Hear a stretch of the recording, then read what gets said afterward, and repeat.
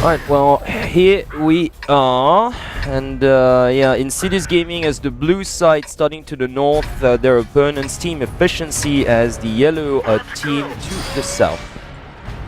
Yeah, and taking a quick look at the tank lineup here, Insidious Gaming going with that classic 3 AMX50 lineup. They did, I think, go with something slightly different. I think usually they go with like a couple IS3s or something, but this time they do go with a 110 plus an IS3, so a pretty kind of like a medium to long range kind of a force, and definitely they are going to go for that hilltop right now. Actually, I'm really not that surprised to see opposite pushes coming from both teams, because yeah, I did take a look at the observer, and Team Efficiency, given their tank lineup, which strongly favors frontline tanks, along with the T69, have gone towards the railroad to the west, so it's opposite pushes coming down.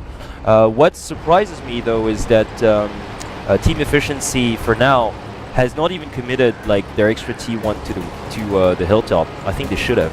Yeah, definitely. So I mean, right now, Insidious Gaming, they're making their way up the hilltop. Every time every time we see them play on Himmelsdorf, they usually, as long as they go with AMX50s, they almost always go for the hilltop, and that's exactly what they're doing right now. And the thing is, although Team Officially don't know this is actually happening, I'm pretty sure they have a good idea that Insidious Gaming is going to go for the hilltop, especially due to the fact that they have 3 AMX50s. Yeah, no, it's a safe bet. Yeah, it's a safe bet. They left like one tank, which I do believe is the 110 to their base. Yeah, all 3 AMX, no, actually it's that IS3 that was left to the base. It's Sudamsian and his IS3 that was left to the bottom of the hill.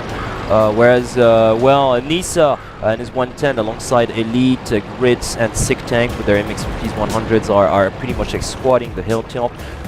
Yeah, we still don't have clear vision on Team Efficiency, but last I looked they were slowly creeping up north from the westernmost railroad section of the map. I wouldn't be too surprised if they just sat there, because they're positioning over there on the Western Railway. What they're doing is they're actually kind of having a two-way defense.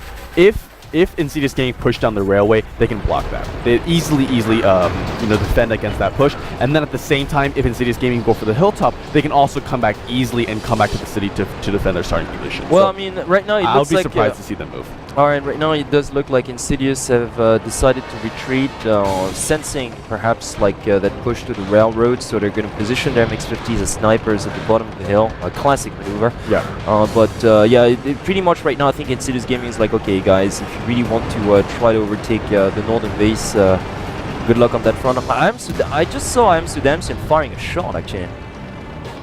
I mean, we don't know if they actually have vision. They do manage to take out a T1 though, so Insidious Gaming losing in T1 right there.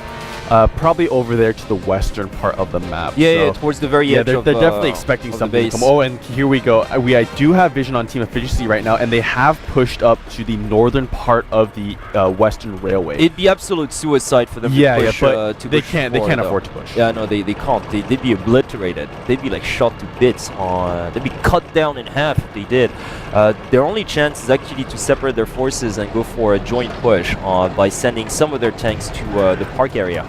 That'd be about their only chance. If they try to charge in directly on a frontal assault towards the west, they'll get cut down. Yeah, definitely. So, I mean, we see this time and time again. Insidious Gaming, once they go for the hilltop and the enemy team spots that, almost like more times than not, the enemy team actually goes for the push, because they realize Insidious Gaming is up on the hill. But once Insidious Gaming actually comes back down and gets those AMX-50s into position at the base of the hill right there, as you're seeing on your screen right now. Oh, but look at that. Elite took so much damage. She was down to 500. I really have no idea where those shots came from. Actually, I think Team Efficiency, they know where those AMX-50s are gonna most likely be, so they're actually fighting in blindly. Yeah, oh, they're shooting blindly. Yeah, this is how well these teams actually know each other. Yeah, no, clearly, because except for one tank, except for Nisa, that's like right in the front lines, basically they hadn't spotted each other yet, so I'm kind of surprised to see those both Sudamsian and the MX-50s taking so much damage already. Yeah, definitely. So here you can't actually see it just yet, but Efficiency is actually repositioning their tanks. Yeah, I mean, they're realizing like we can't assault this. I really like this though. Actually, what if Team Efficiency is doing? They're going for a 3-prong push. So they're gonna push in from 3 different directions right now. And in Insidious Gaming, they have no idea this is gonna happen. They have absolutely no idea this is happening right now. They are yeah, well, I mean, slowly they're creeping kind up. of. I'm sure they're kind of sort of figured out that you know, the push was going to come like from a different angle, because anything like, yeah, once again, like just a direct frontal approach from the west would just be too costly in terms of damage dealt. So yeah, Nisa should position himself right now, because he's the first one to will get flanked from where he is right now. Yep, definitely. So they have no idea this is happening though. And team efficiency, they are kind of... They have actually stopped pushing right now. So I think that they're actually trying to get a little bit more information on where exactly those Insidious Gaming members are right now. Insidious Gaming, they haven't moved at all. I think they're gonna send like they're they're gonna send a tank to support Nisa out there, pretty much. So probably one of their MX-50s. No, actually all three of them. All three of them are just repositioning themselves like closer to their starting position. This is actually very wise. They're actually just repositioning themselves to face the south. So where the attract is gonna come from. Like, yeah, exactly. So right now it's gonna be a bloodbath. It literally is going to be a bloodbath. Yeah, right here now. we go. Hobbs in the front line, providing vision for his teammates here. Nisa as well. So both the T1s get taken out on Insidious Gaming side. And Efficiency actually losing one of their T1s of their own. Oh, but so much damage. Look at that. Wow, Bowtech 9 taking so much damage right there.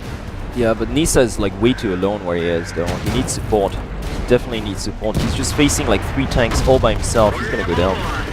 He's doing a really good job of actually in this 2v1 situation, though. Yeah, but he's still gonna go down. Yeah. He's still gonna go down. There's definitely. Finally. It could have been worse, though. Yeah, they're gonna get Bowtech 9. Yeah. They're gonna be able to trade for that.